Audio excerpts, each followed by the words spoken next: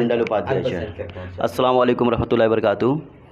गली ज्ञान YouTube channel में आपका स्वागत है। आज हम एक अहम शख्सियत का इंटरव्यू ले रहे हैं जो मंडल उपाध्यक्ष हैं। आज हम उनसे बात करेंगे और उनके बारे में कुछ जानना चाहेंगे। आप अपने बारे में कुछ बता सकते हैं? मैं भारतीय जनता पार्टी अल्पसंख्यक मोर्चा से मंडल में उपाध्यक्ष हूँ और हमने बड़ी समस्याओं को देखते हुए, हिंदुस्तान के इतिहास को और राजनीति को देखते हुए तमाम तरीके से भेदभाव को दूर करता हूँ और मुसलमानों को भारतीय जनता पार्टी से जोड़ता हूँ और भारतीय जनता पार्टी के लिए पूरी ईमानदारी से काम करता हूँ और दूसरी तरफ उसी तरह मैं समाज के लिए भी पूरी ईमानदारी से काम करता हूँ। कभी भी कोई भी समय हुआ, किसी का भी कोई भी काम हुआ, मैं उससे परहेज नहीं करता हूँ, ना दिन देखता हूँ ना रात। मैं भारतीय जनता पार्टी के लिए काम करता हूँ, उसी बेस पर मैं अपने समाज के लिए काम करता हूँ और यही मेरा एक मिशन है काम करने के लिए। लेकिन भारतीय जनता पार्टी तो मुस्लिम विरोधी पार्टी है। मुस्लिम विरोधी पार्टी के लिए जैसे आप बोल रहे हो, ये तो सिर्फ एक कहने की बात है। आप हिंदुस्तान का इतिहास उठा के आप देखोगे तो 70 साल से मुसलमानों के साथ और दलितों के साथ वोट के लिए राजनीति होती थी और उनका कत्लेआम भी होता था। उनके साथ दंगा फसाद के बाद मुकदमे में फंसाया भी जाता था।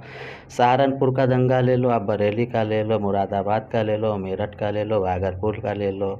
70 साल में 30,000 दंगा भारतीय जनता पार्टी कांग्रेस पार्टी की सरकार में हुई है।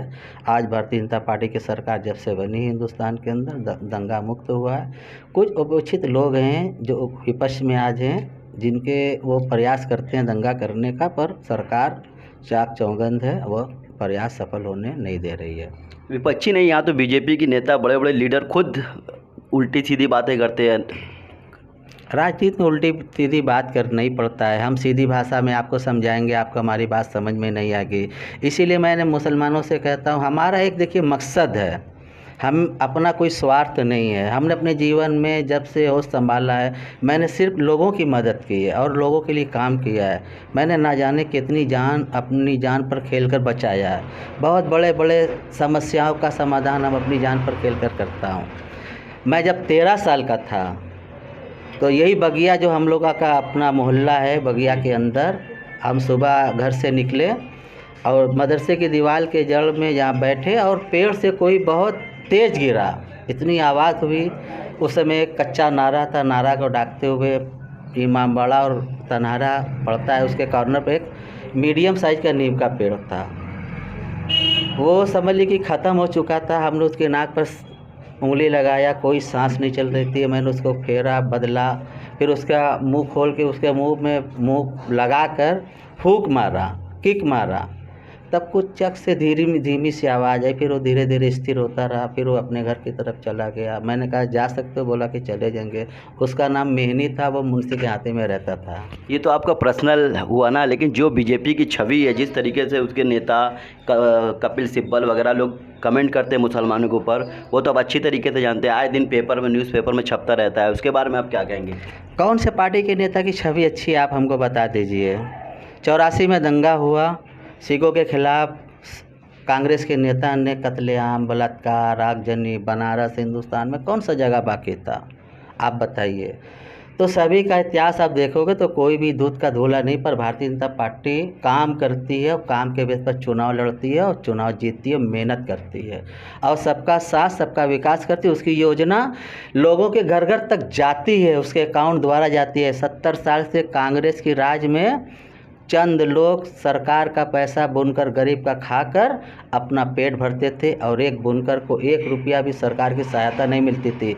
आज मोदी जी की योजना जो है निवास योजना, आप पूरा पता करिए। अगर मैं आपको लगता कि झूठ बोल रहा हूँ, आप नक्की घाट, पीरा गेट, जितना भी आप क्षेत्र में जाएंगे, बस्ती के अंदर, बस्ती के बाहर, सब लोगों को, हिंदू और मुसलमानों को बिना भेदभाव योजना का लाभ मिल रहा है। लेकिन महंगाई भी तो इसी बढ़ रही है। महंगाई के बारे में आप क्या कहेंगे? देखिए, महंगाई विश्व स्तर पर बढ़ रही है। यहाँ मैं मानता हूँ कि कहीं कुछ खामियाँ हैं। हम सरकार से इस विषय में हम लोग जनता मांग करें कि महंगाई पर कंट्रोल किया जाएगा, और क्या कर सकते हैं हम लोग इसमें। अच्छा, आपको लगता है कि यहाँ मुस्लिम एरिया में आपको वोट मिल जाएगा? देखिए, पार्टी को बीजेपी के नाम पर मुसलमानों की हिचक होती है, लेकिन मैं मुसलमानों से दिल खोल कर ये बात कहना चाहता हूँ कि अपने अंदर से आप मुसलमान और दलित हिंदुस्तान का भेदभाव को दूर करे, भेदभाव को निकाले, राजनीतिक स्तर पर जो कट्टरवाद है मुसलमानों के अंदर इसको निकाले और भारतीय जनता पार्टी के साथ चलकर आगे बढ़े और अपने अपने क्षेत्र में काम, विकास और शिक्षा पर काम करे। यही हमारा मूल मंत्र है। शिक्षा हम बुनकरों के समाज के अंदर ख़त्म है और यही वजह है कि तमाम पार्टियां और तमाम इदारे को चलाने वाले और समाज को चलाने वाले मैं ये नहीं कहता हूँ उसमें सब गलत हैं, पर उसमें सब सही भी नहीं है। आज हमारा मदरसा है ख़त्म के बराबर हो गया, 800 की क्षमता है, उसके अंदर 40-50 बच्चे होंगे, आप जाके गिन लीजिएगा। तो आप शिक्षा जो देने वाले को लगाए, उसकी शिक्षा पर सवाल हम उठाते हैं। मैं पढ़ा लिखा नहीं हूँ, इसका मतलब नहीं कि हमारा समाज पढ़े लिखे नहीं। ये हम सभी लोग को सोचने की ज़रूरत है। शिक्षा जो टीचर दे रही है उसकी शिक्षा कितनी है, ये सवाल है हमारा। ये लोगों को सुधार करना चाहिए इसमें। अच्छा, इतने बड़े बड़े कैंडिडेट हैं, बिलाल भाई है 3 बार जीत चुके हैं, इनके सामने बिलाल भाई की छवि को आप देखिए ना, रंगदारी करते हैं, वसूली करते हैं, पूरा बड़ी बाजार पीड़ित है। अयूब अंसारी को 3 बार कैसे जीते तब वो? देखिए, जीतना अलग बात होता है जी।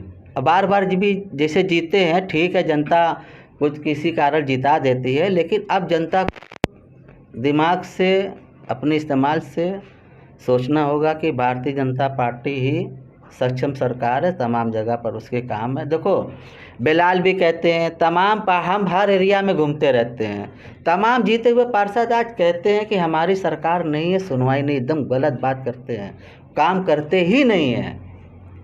आप जिस क्षेत्र से चुनाव लड़ते हो वहाँ पर तो जनता की आवाज़, बात तो सुनना चाहिए, आप बात भी तक से नहीं सुनते हो, तो बहुत गलत है ना। तो ये जो इस वक्त जो कैंडिडेट मौजूद हैं, उन्होंने क्या ऐसा किया कि आपको लगता है कि काम नहीं किया है? क्या होना चाहिए था डेवलपमेंट जो नहीं हुआ है?